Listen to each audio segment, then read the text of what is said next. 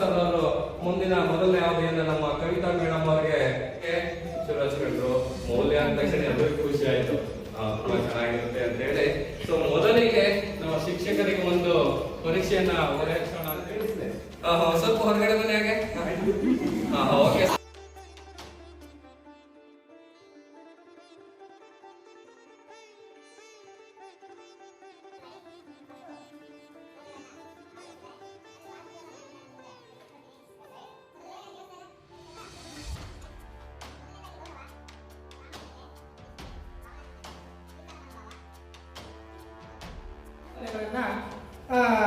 ಅಳವಡಿಸಿಕೊಂಡು ವೇಳಾಪಟ್ಟಿಯನ್ನು ಸಿದ್ಧಪಡಿಸಿರುವ ಮಾಹಿತಿಯನ್ನ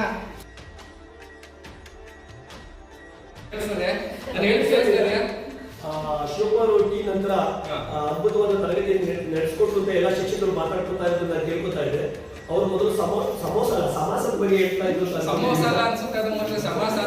ಟೀ ಕೊಟ್ಟಿದ್ರಲ್ಲ, ಜೊತೆಗೆ ಸಮೋಸದ ಕೊಟ್ಟಿದ್ರಂತೆ. ಅದಕ್ಕೆ ಸಮೋಸ ಆದ್ಮೇಲೆ ಸಮಾಸದ ಬಗ್ಗೆ ತಿಳಿಸ್ಕೊಟ್ಟು ತುಂಬಾ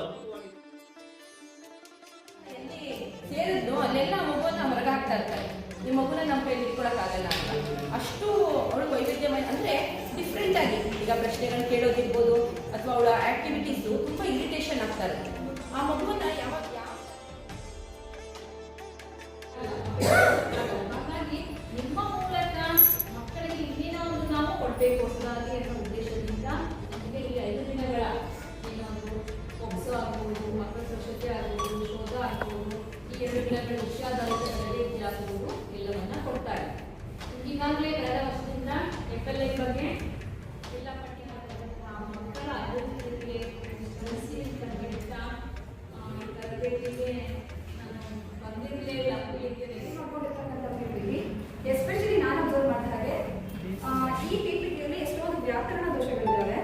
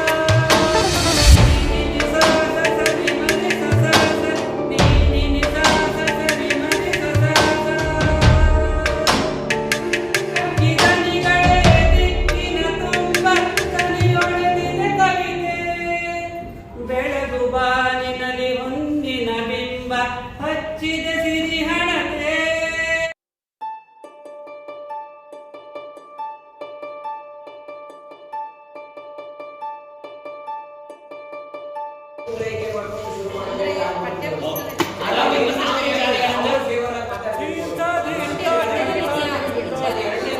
ಇದೆ